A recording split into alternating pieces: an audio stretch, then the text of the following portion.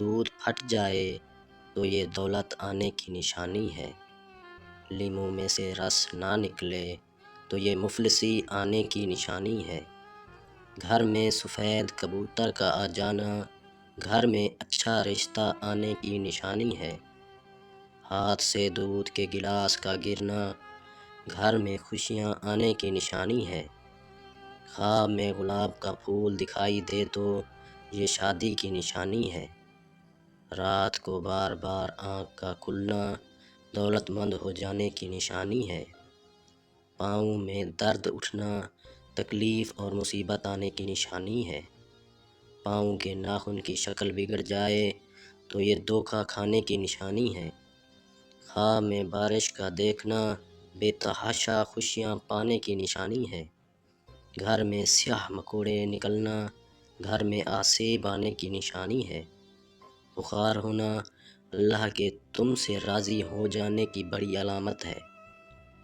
دھوکہ ملنا اللہ کا تمہیں سیدھے راستے پر لانے کی نشانی ہے۔ گھر میں گدھ کا آ جانا گھر میں کسی کی جلد موت ہو جانے کی نشانی ہے۔ اچانک بالوں کا گرنا گھر میں جنات کے آنے کی نشانی ہے۔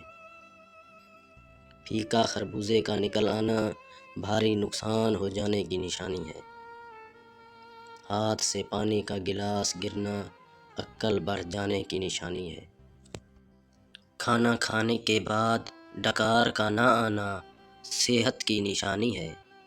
گوشت کھاتے وقت دانت میں گوشت کا نہ پھنسنا مقدر کے کھل جانے کی نشانی ہے۔